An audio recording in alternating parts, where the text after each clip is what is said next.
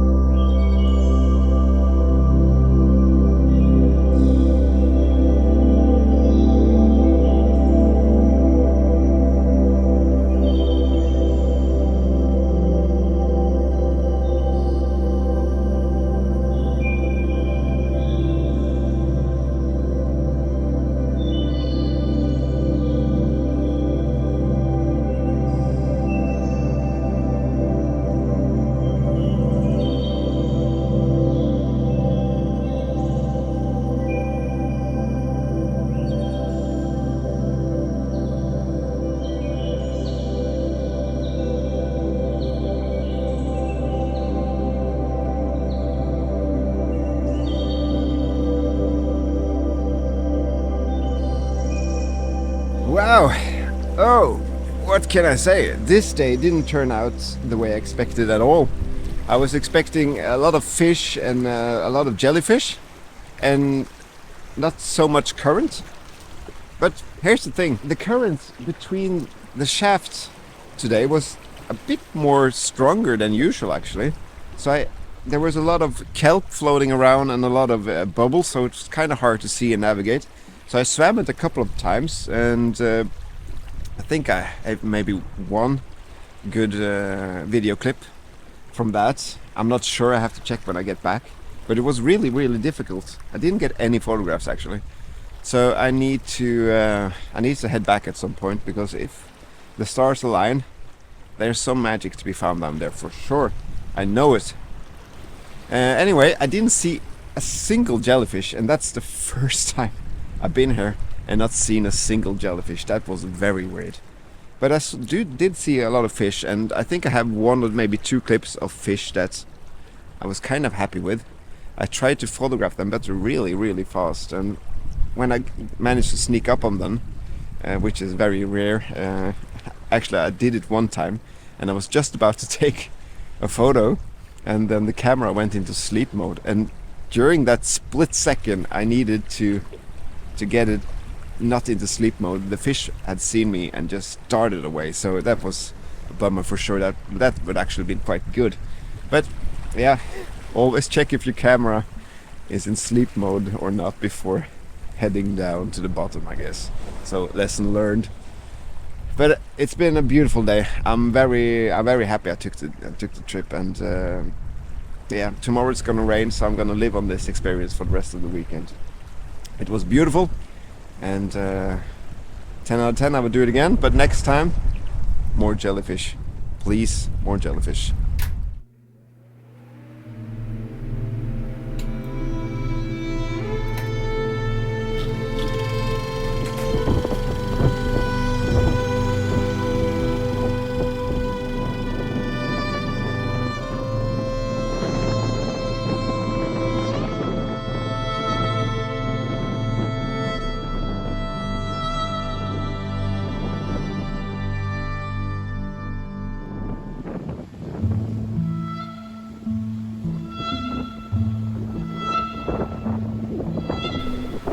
So, here I am, out in the rain, by my local coastline, aiming to do some seascape photography. And it's the day after yesterday when I was out diving. And I spent yesterday evening thinking about that my underwater video might not be as good as I had hoped. But I have filmed from other occasions when the conditions have been far better. So I was thinking that maybe I could show some clips from those times as well as the clips from yesterday, so you can see how vastly different each dive can be. I thought that would be interesting. But enough about that, I'll show those clips afterwards. But I've found a really interesting spot here right behind me, because there are two cliffs facing down into the water, which kind of has this really nice bend. It's really, really moody. The rocks are pitch black from all the rain, and the mellow sky, there's a bit of rain in the air, but the sky is really mellow. So I've framed up a composition, and I'm waiting for the rain to kind of diminish just a bit. Hopefully, I'm not sure it will, but if it does, I will bring out my polarizer, because it's gonna get wet in an instant like it's now. Right now, my lens is shaded by the what you call it, the plastic cap at the front, but if I take that up, it will be wet in an instant. So I'm waiting to see if the rain will yield just a bit at least. But it's a really, really nice composition. I'm really happy with it. As I had hoped, there was a short gap in the rain, so I managed to put on my polarizer and a 10-stop filter. Normally I would have used my 6-stop filter, but that kind of broke a couple of days ago. So yeah, that's always fun when those things happen. I think it works really well. I bumped up the ISO quite a bit to get half a second. So I'm starting to be very happy with this photograph now. It's all coming together.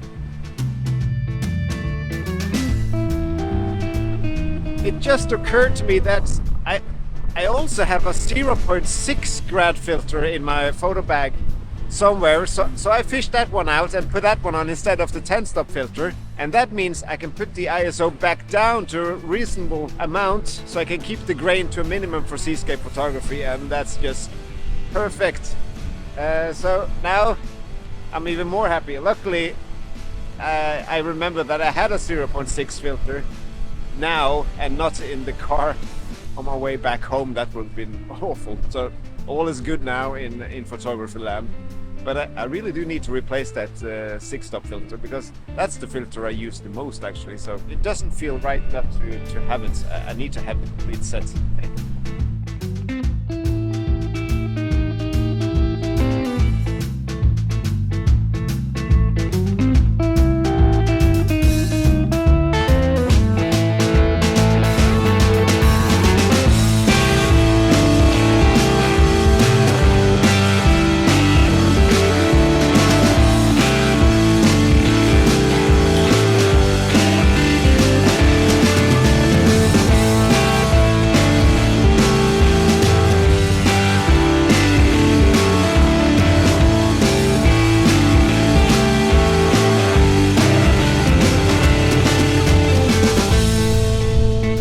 No, that's a really cool shaft down there. Imagine that with a storm and large waves crashing in, and I put the camera up maybe over there, and I photograph the waves as they come crashing over the rocks down there. That would be a fantastic photograph. I need to mark this spot on my location list for sure, because this I think this can be a real winner. I wonder if it's possible to get down there actually.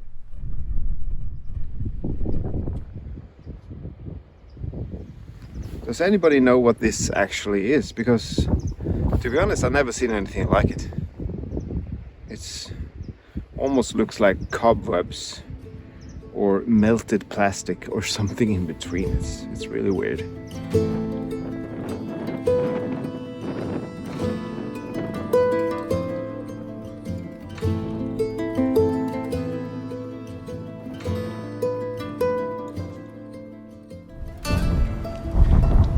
I found this really vibrant green seaweed along the sides of this tiny shaft you can see right behind me. And initially I thought about placing the tripod over the shaft and facing the camera downwards, but I couldn't get an angle which didn't include a tripod leg or something in the composition. So I had to give that up, and instead I'm going to photograph handheld, using my polarizer to take off the glare of the surface of the water, so you can get the seaweed more clearly. I think this is really it's a really nice composition, and I think I like this one better than my previous, so I'm really happy with this find, and hopefully I can take this photograph without too much glare, so you can see all the seaweed, which it's really nice. I absolutely love it. All right.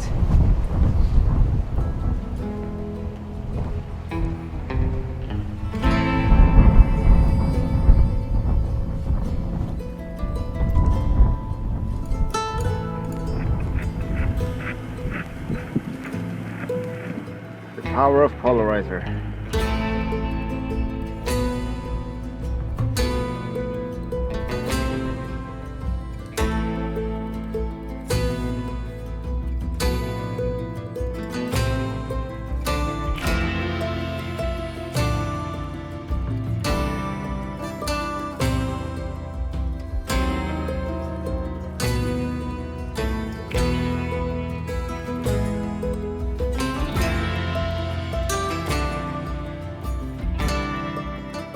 Alright, so I think I'll end this video right here. It's been a good day today, especially with that last photograph of the seaweed. I really like that. But before I go, I just wanted to show some clips from the place I took a dive yesterday, from the other times that I've taken a dive there when the conditions were a bit better. So I'll end this video with some footage of that. And I probably won't be speaking to you afterwards, so I'll say thank you so much for watching. I hope you had a nice summer, and I'll see you soon. Take care.